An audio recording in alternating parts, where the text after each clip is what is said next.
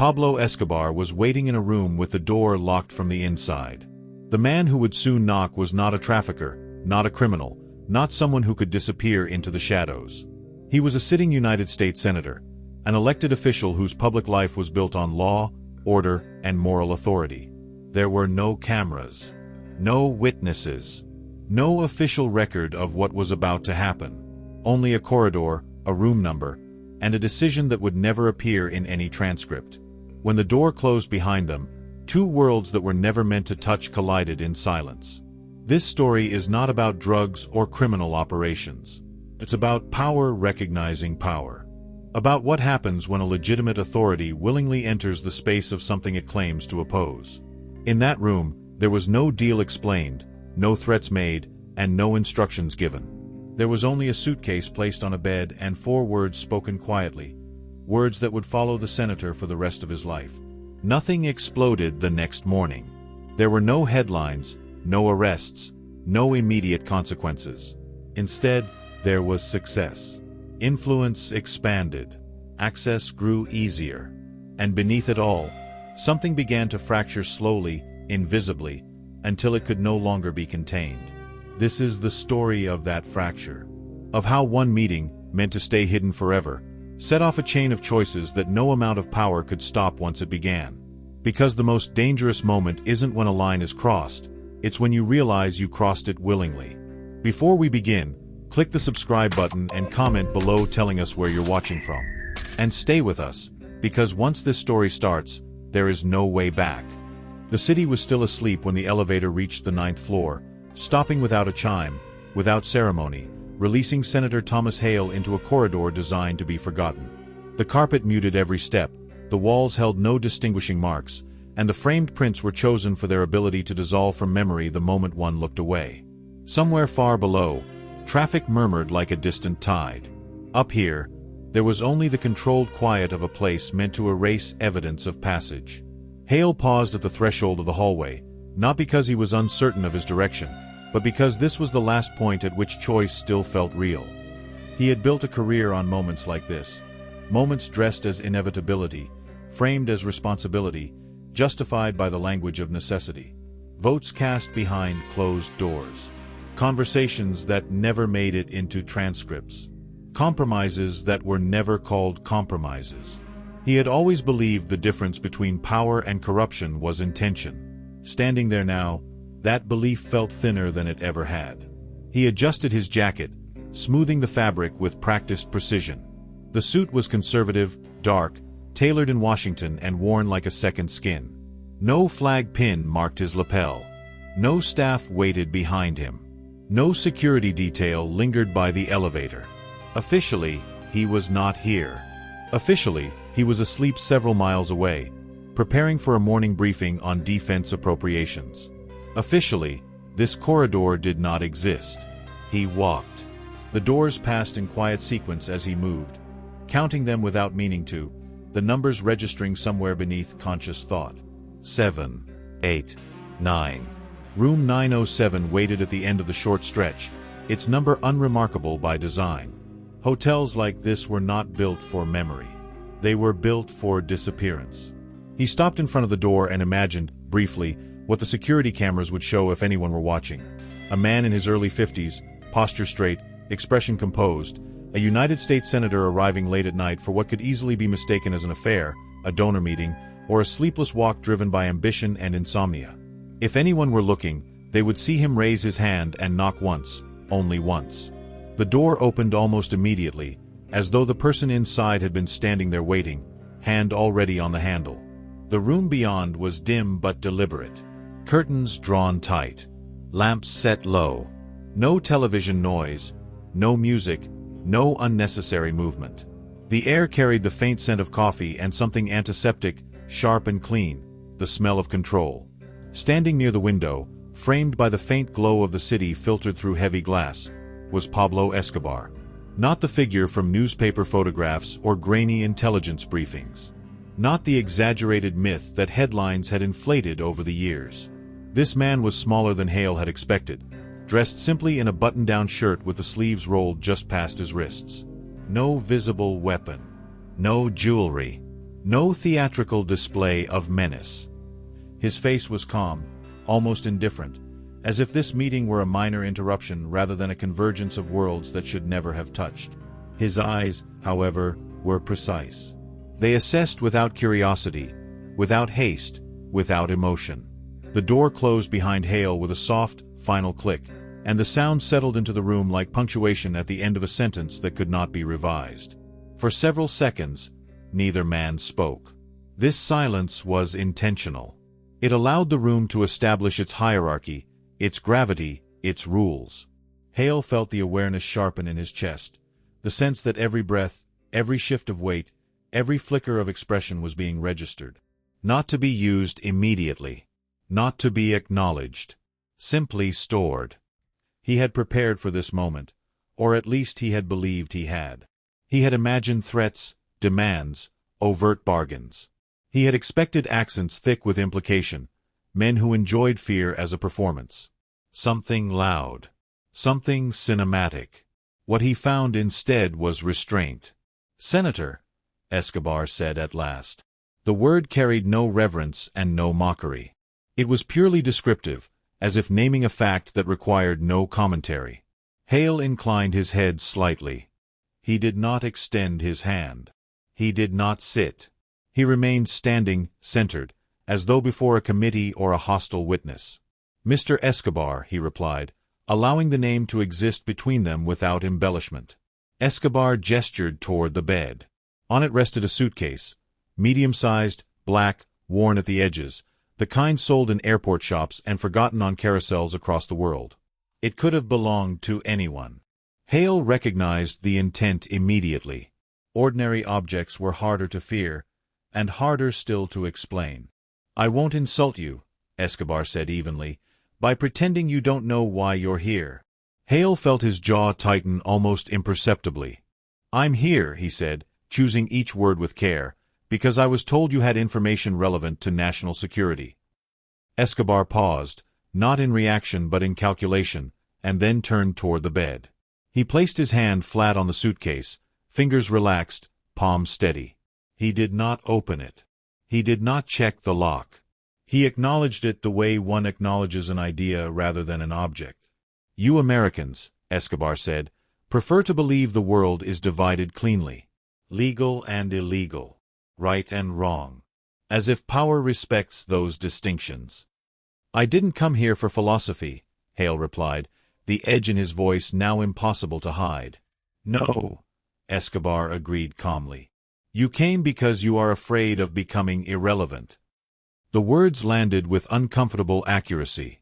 Hale said nothing, and the silence stretched, heavy and deliberate. In its absence of sound, his own thoughts grew louder. Donors who had stopped returning calls. Colleagues whose eyes slid away in hallways. A rival whose rise could not be traced to any visible source.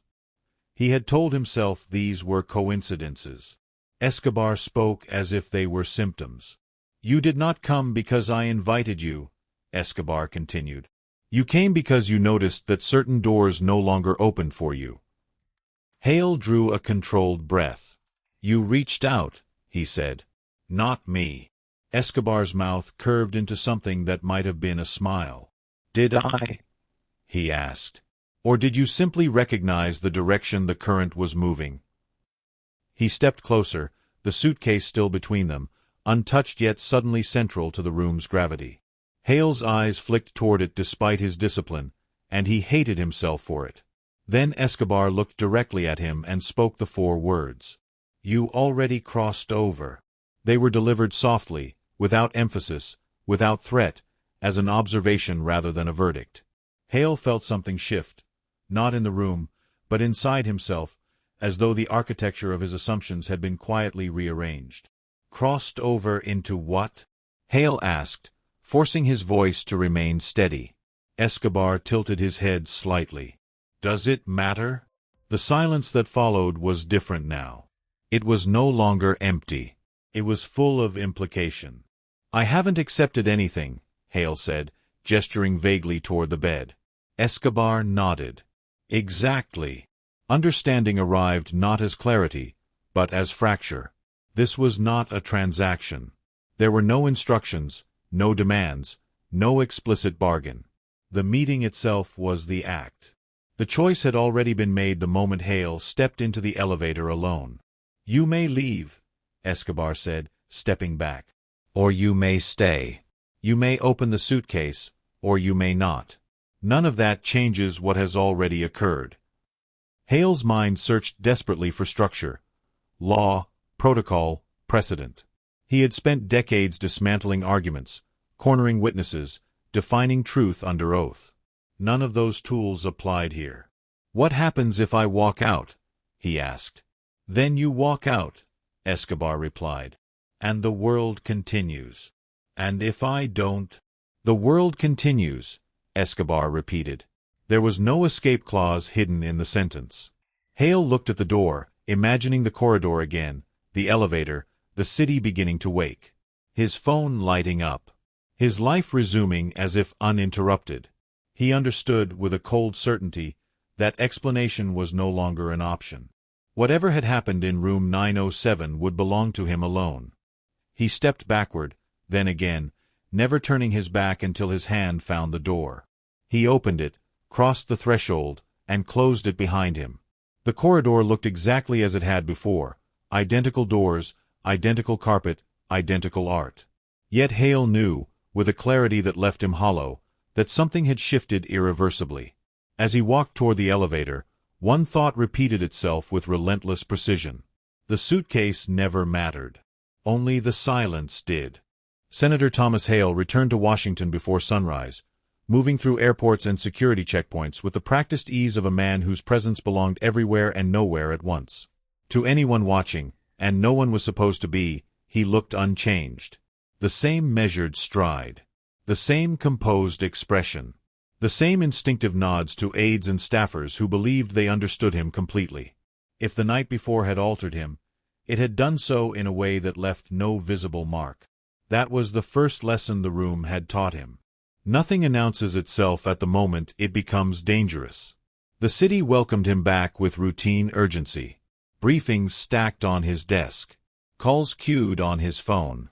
Headlines already shifting toward the next cycle of outrage. The machinery of power did not pause for reflection, and Hale had never expected it to. He slipped back learnfully, answering questions, casting votes, shaking hands beneath flags and marble ceilings. The performance required no effort. It was muscle memory. It was who he had been for decades. And yet, something subtle had changed. It was not fear, not exactly. Fear was loud. Fear demanded attention. This was quieter. A heightened awareness, like standing too close to a ledge without looking down. Every silence felt heavier than it should have. Every casual conversation seemed to carry a second, hidden layer, one he could not quite hear but instinctively strained to detect. No one contacted him. No follow-up call came. No message was delivered. No reminder was issued. The absence was deliberate. At first, Hale told himself that this was proof of his control. Nothing had been asked of him. Nothing had been exchanged. The meeting, however ill-advised, had ended without transaction. He repeated this logic often, especially at night, when the quiet of his townhouse pressed in from all sides and the memory of that corridor returned uninvited. He told himself that silence was neutrality, that nothing owed meant nothing owed back. But silence, he was beginning to understand, was not neutral. It was leverage. Within weeks, subtle shifts began to appear in places Hale could not trace directly. A committee vote that should have been contentious passed with surprising ease. A rival amendment quietly stalled without explanation. Donors who had once hedged their commitments now returned calls with renewed enthusiasm, speaking in tones that suggested reassurance rather than persuasion. None of it was overt. None of it was provable. Each development could be explained individually, attributed to timing, coincidence, political weather. Together, they formed a pattern Hale did not want to see but could not ignore. His influence was expanding, and he had done nothing to earn it. At home, Eleanor noticed first. She had spent years beside him, long enough to recognize the difference between exhaustion and distraction, between stress and absence. Hale still spoke at dinner, still listened when she spoke, still smiled when appropriate. But his attention seemed divided, as if part of him were always elsewhere, monitoring something beyond the room. He began to wake before dawn without explanation, sitting at the edge of the bed in silence, staring at nothing until the day demanded him again. "You're winning," she said to him one evening, not as a compliment but as an observation. "Why does it look like you're waiting for something to go wrong?" Hale smiled thinly and dismissed it as pressure. The job was demanding.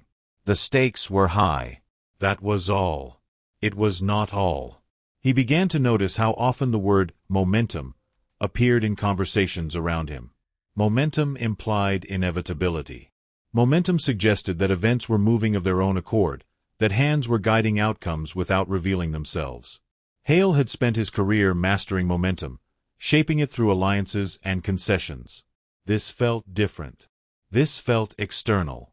The more successful he became, the more exposed he felt. He reviewed his calendar obsessively, replaying the days before and after the meeting, searching for gaps, anomalies, points of vulnerability. There were none. No unexplained absences. No suspicious calls. No paper trail. The meeting had been engineered with surgical care, leaving nothing behind except memory. And memory, he knew, could not be subpoenaed. What unsettled him most was the absence of pressure.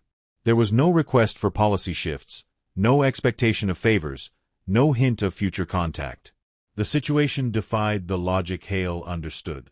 Power always demanded something in return. It was transactional by nature. The fact that nothing was being asked made the entire arrangement feel unstable, as though the ground beneath him could give way without warning.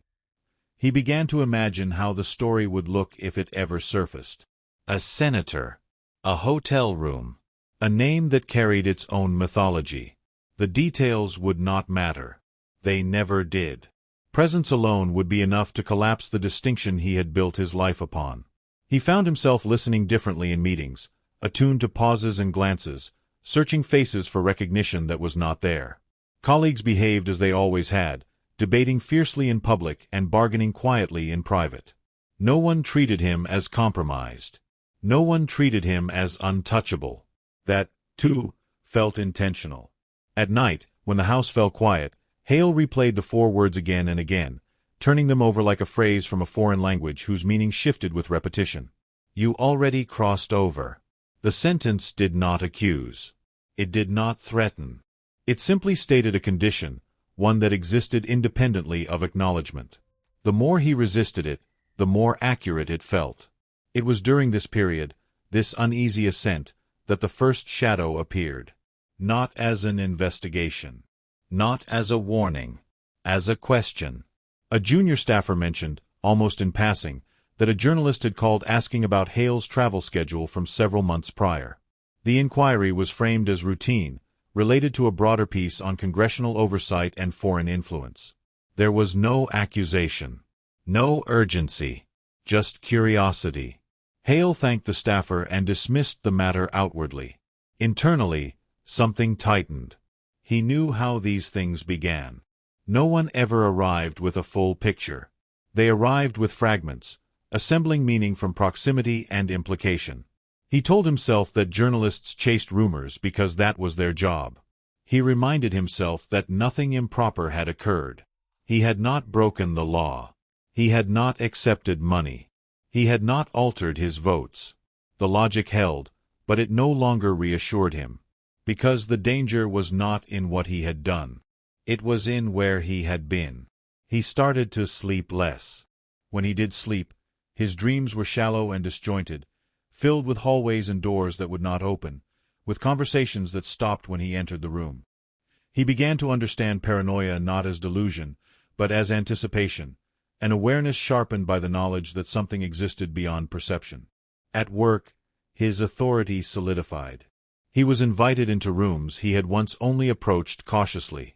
Senior figures sought his opinion more frequently, deferring to his judgment in ways that surprised even him. The irony did not escape him. The closer he came to the center of power, the less control he felt over the forces shaping his path. This was the paradox he could not reconcile. The meeting that should have destroyed him had, instead, accelerated his rise. And that acceleration felt like a countdown. By the end of the year, Hale had become a fixture in speculative conversations about higher office. Commentators spoke of his steadiness, his discipline, his ability to navigate complex terrain without visible compromise. They praised his silence as restraint, his caution as wisdom. Hale watched these segments alone in his office late at night, studying his own image on the screen as if it belonged to someone else. He wondered when that version of himself had become convincing. The aftermath, he realized, was not an explosion. It was a slow reorientation of reality, subtle enough to be denied until denial itself became impossible. The room had not followed him back to Washington. It had simply recalibrated the world around him. And somewhere, in the spaces between favors and silence, the cost was accumulating. Not yet payable, but growing. The first real sign did not arrive with urgency. It arrived disguised as professionalism. An email. Polite. Carefully worded. A request for clarification on scheduling records from a year earlier, framed as part of a routine inquiry into congressional travel disclosures. No accusation. No implication. Just a line at the bottom offering flexibility, the kind investigators used when they wanted cooperation without resistance. Senator Thomas Hale read it twice, then once more, slower, as if pacing might reveal something hidden between the words. He forwarded it to a senior aide with a brief note. "Handle this," and leaned back in his chair, staring at the ceiling of his office while the city hummed beyond the windows. This was how it began. Not with confrontation. With curiosity. He had always known that investigations did not start with answers. They started with absence. With gaps that did not fit clean narratives. With moments that seemed unimportant until someone decided they weren't. Hale had built his career understanding systems like this, had defended them publicly, trusted them privately. That trust felt abstract now, distant, as if it belonged to another life. The inquiry did not mention names.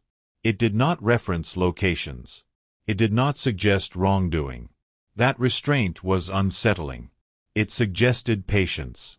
It suggested confidence. Days passed. Then weeks. The request disappeared into staff channels, absorbed by process and protocol. Hale told himself that this was evidence of normalcy, that the system was doing what systems did. Asking questions, receiving answers, moving on. He resumed his schedule with renewed focus, speaking more forcefully in hearings, projecting steadiness in interviews, leaning into the image of control that others seemed eager to reinforce. Inside, the vigilance sharpened. He began to notice patterns where he once saw noise. A pause before a handshake. A glance held half a second longer than necessary. The way certain conversations ended abruptly when he entered a room. None of it was conclusive. All of it was plausible. Together, it formed an atmosphere he could not dismiss. The investigator assigned to the inquiry did not call him directly. That, too, was deliberate. Agent Ramirez preferred distance. He had built a career on restraint, on letting targets reveal themselves through reaction rather than interrogation. He was not interested in dramatic confrontations or premature conclusions. He believed pressure worked best when it was invisible, when people adjusted their behavior without realizing why. Hale's file, thin as it was, intrigued him precisely because of what it lacked. There was no financial irregularity. No suspicious communications. No policy anomalies that could not be explained by ideology or strategy. What there was, instead, was proximity. A hotel. A date. A gap in routine that had been logged but never examined. Ramirez did not need certainty yet. He needed coherence. Back on Capitol Hill, Hale began to feel time differently. Days stretched. Meetings blurred. He found himself replaying conversations after they ended, dissecting tone and phrasing with forensic intensity. His aides noticed the change, though none spoke of it openly. He demanded more detailed briefings, asked questions he had never bothered with before, requested redundancies that bordered on obsession. He told himself this was diligence. He knew it was something else. At home, Eleanor's patience thinned. She watched him drift through rooms as if scanning for exits, his attention fractured even in moments meant to be private. When she asked what was wrong, he answered with deflection, then irritation, then silence. The distance between them grew not from conflict but from omission, from the accumulation of things unsaid. "You're here," she told him one night, her voice steady but strained. "But you're not with us." Hale wanted to explain. He wanted to unload the weight that pressed against his chest every waking hour. But explanation required narrative, and narrative required details he could not articulate without giving them form. Once spoken, they would become real. Instead, he apologized. The silence that followed was heavier than any argument. The investigation moved quietly, collecting fragments. Travel logs. Security footage timestamps. Phone records that revealed nothing but still demanded scrutiny. Ramirez assembled these pieces without haste, laying them out not as evidence but as context. He understood that truth often emerged from alignment rather than discovery. What unsettled him was how carefully the absence had been engineered. Someone had anticipated scrutiny. Someone had designed a meeting that could not be reconstructed. That level of foresight suggested experience. It suggested intention. Hale felt the pressure without seeing its source. Invitations to private gatherings declined subtly. Informal conversations took on a guarded quality. He noticed how often colleagues referenced transparency, accountability, ethics, not directed at him, but present nonetheless, like background noise growing louder. He wondered who else knew, or suspected, or guessed. The four words returned more frequently now, surfacing in moments of stillness, echoing in the spaces between thought and action. "You already crossed over." He hated how accurate they felt, how they framed his current state not as anticipation but as aftermath. Crossing over was not an event. It was a condition. The second inquiry arrived without escalation, framed as a follow-up, requesting clarification on lodging receipts associated with international travel reimbursements. Again, nothing improper was alleged. Again, the tone was professional, courteous, almost apologetic. Hale felt something harden inside him. He considered confronting it directly, offering transparency, inviting scrutiny in the hope that openness would dissolve suspicion. He dismissed the thought almost immediately. Exposure did not eliminate doubt. It fed it. Instead, he doubled down on performance. He spoke more passionately about ethics. He championed oversight initiatives. He positioned himself as a voice of integrity, leveraging his reputation as a shield. The irony was not lost on him. Each public affirmation of principle felt like reinforcement of a facade he could no longer distinguish from reality. Ramirez noticed the shift. Public overcompensation was not proof, but it was informative. People who felt secure rarely adjusted their posture. People under pressure did. He expanded the scope of his inquiry slightly, still careful not to trigger alarms. He spoke with journalists who had made initial inquiries, sharing nothing, listening to everything.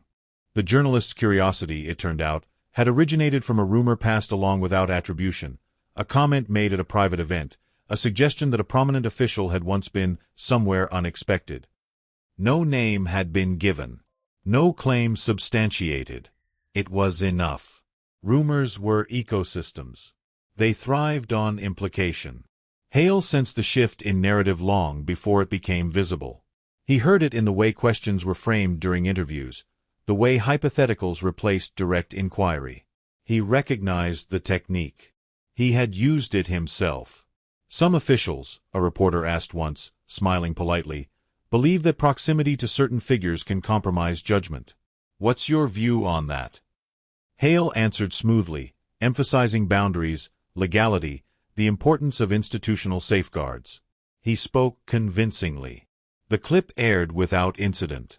Yet that night, alone in his office, he watched it again and felt no relief. The shadows were no longer theoretical. They had shape. At the end of the quarter, Ramirez sat with his notes spread across his desk, reviewing the alignment he had been waiting for. Nothing illegal. Nothing explicit. Just a convergence of timing, absence, and behavioral change. He knew it was not enough to act on, but it was enough to continue. For Hale, the realization arrived quietly, without drama. He was sitting in a committee room after hours, the building nearly empty, when it occurred to him that the danger was no longer external. It was internal. The constant vigilance, the self-monitoring, the calculation, these were shaping his decisions more than ideology or strategy ever had. He was no longer reacting to events.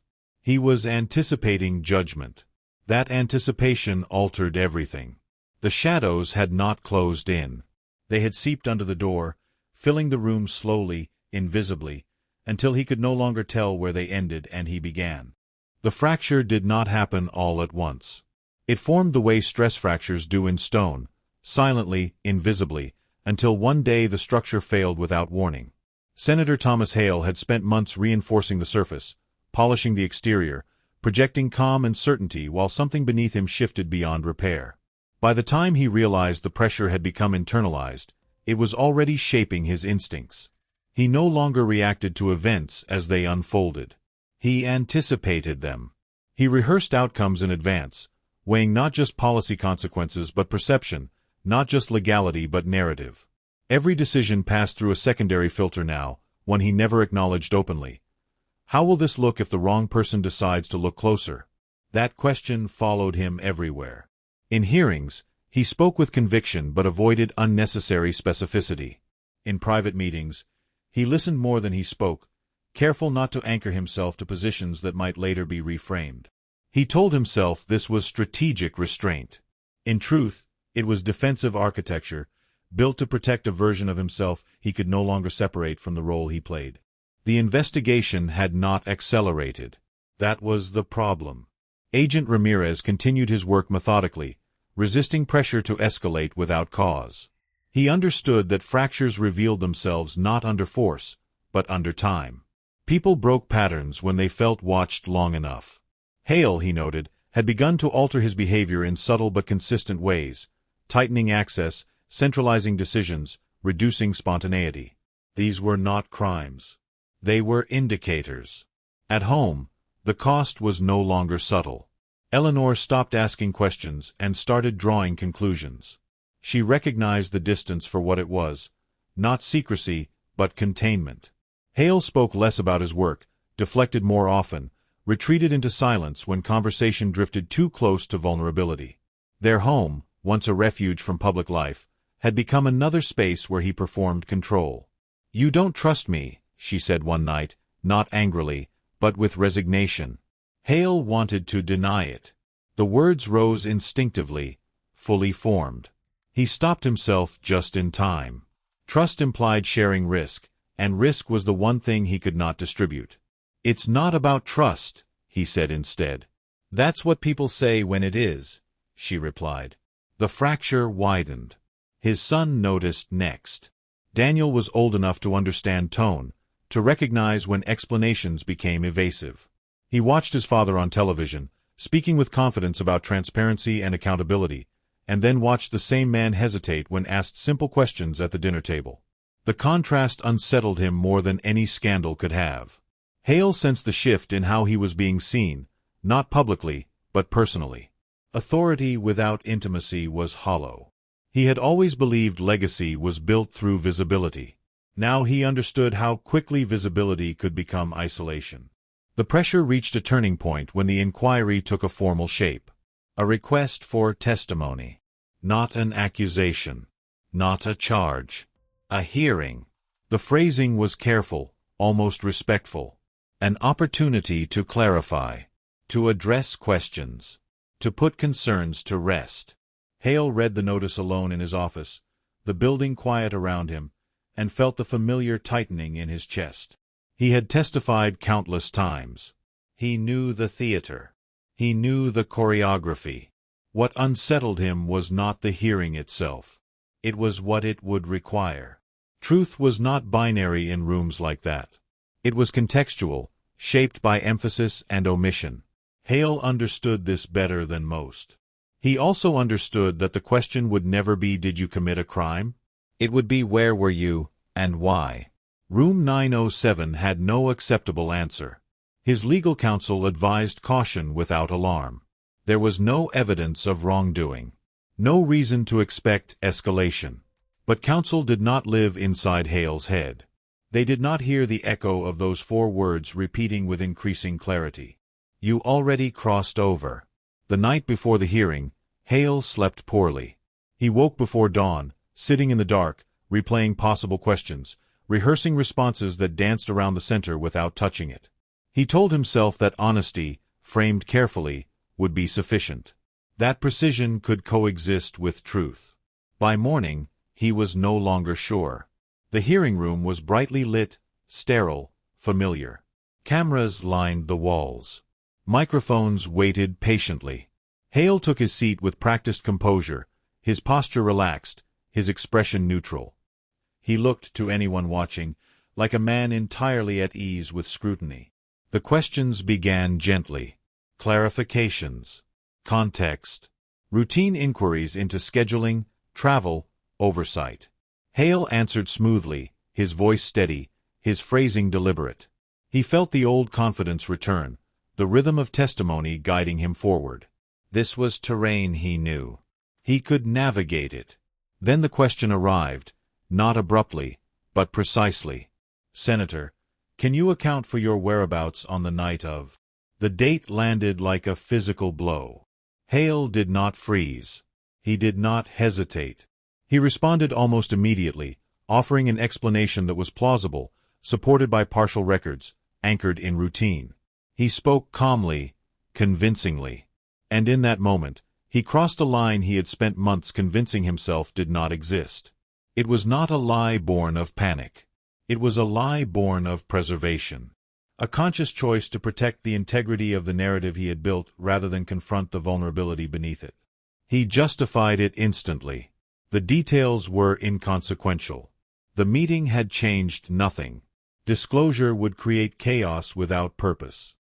He told himself this as the words left his mouth. Ramirez listened carefully. He did not react. He did not interrupt. He simply noted the alignment between Hale's response and the gaps he had already identified. The lie was not provable yet, but it was directional. It confirmed what time had been suggesting. After the hearing, Hale was praised for his composure. Commentators described his testimony as measured, professional, reassuring. Allies congratulated him on handling scrutiny with grace. The narrative held. Outwardly. Inside, something collapsed. The relief he expected never came. Instead, a new weight settled in, heavier than before, unmistakable.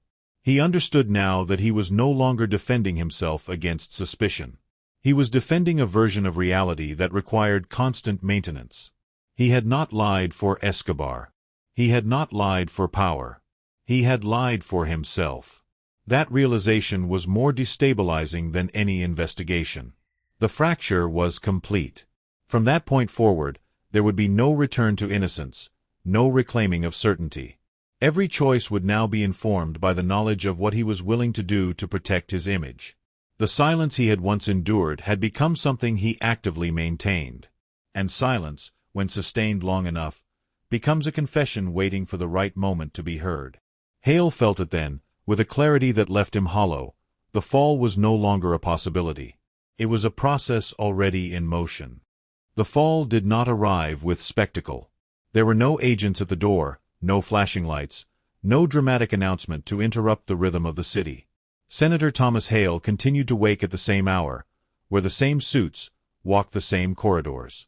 Outwardly, nothing collapsed. That was the final cruelty of it. Power rarely announces its departure. It simply stops responding. The first signs were procedural. A meeting postponed without explanation. A call returned by an aide instead of a principal. A name missing from a guest list where it had always appeared. None of these things mattered on their own. Hale had spent his career understanding the language of bureaucracy well enough to dismiss isolated signals. What unsettled him was the pattern. Momentum, once so effortless, now required force. Influence that had flowed toward him began to move around him instead, redirecting itself with quiet efficiency. The system was adjusting. Agent Ramirez never pushed. He didn't need to. The testimony had given him what force never could: direction. Not proof, not yet, but confirmation that Hale's version of events required protection. Ramirez understood something Hale was only beginning to grasp, That people who lied under oath rarely did so because of the lie itself. They did it because the truth threatened an identity they could not afford to lose. The investigation narrowed, deepened, and slowed. Time became the primary instrument. At home, the cost finally surfaced in ways Hale could not manage. Eleanor stopped waiting for explanations. She moved through the house with a deliberate distance, polite but guarded, as if something fragile existed between them that neither dared to touch. Their conversations became logistical rather than intimate, reduced to schedules and obligations. The absence of conflict was more telling than any argument could have been. One evening, she stood in the doorway of his study, watching him review documents that no longer required his attention. "When this is over," she asked quietly, "who are you planning to be?" The question stunned him with its simplicity. Hale opened his mouth to answer, then realized he had no language left that did not sound rehearsed. He had spent so long performing stability that he no longer recognized the man beneath it. "I don't know," he admitted. Eleanor nodded, as if confirming something she had already accepted, and walked away. Daniel followed soon after. Not physically, but emotionally. The distance between father and son grew subtle but firm, defined by unspoken disappointment. Daniel did not accuse. He withdrew. That withdrawal cut deeper than condemnation ever could. Publicly, Hale remained intact. His resignation, when it came, was framed as a personal decision, a desire to step away, to focus on family, to pursue quieter work. The language was dignified, carefully crafted to preserve legacy. Commentators speculated, but speculation without evidence faded quickly. There would be no trial. No formal conviction. History would record his career as incomplete, not disgraced. That, Hale realized, was the final irony. The truth did not need to be exposed to destroy him. It only needed to be lived with. On his last day in office, Hale walked the corridors alone, shaking hands, offering practiced smiles, absorbing the ritual of departure. The building felt different now, not hostile, but indifferent. Power had moved on, as it always did, leaving behind only those who mistook proximity for permanence. Weeks later, in the quiet of his home, Hale opened a drawer he had not touched in months. Inside lay a hotel keycard. Room 907. He did not remember keeping it. He only remembered knowing that he would. Holding it now, he finally understood what that night had been. Escobar had never needed leverage in the conventional sense. There was no deal to enforce, no favor to collect. The meeting had been sufficient. By stepping into that room, Hale had accepted a condition he could never reverse. Power had not corrupted him. Choice had. The echo of those 4 words returned one last time, not as accusation, not as threat, but as clarity. "You already crossed over." Hale closed the drawer. Outside, the city moved on, indifferent to his reflection, unburdened by his silence. His story would survive only in fragments, in unanswered questions, in the spaces where certainty should have been. And that, he finally understood, was the true cost of crossing a line that never needed to be drawn in the first place.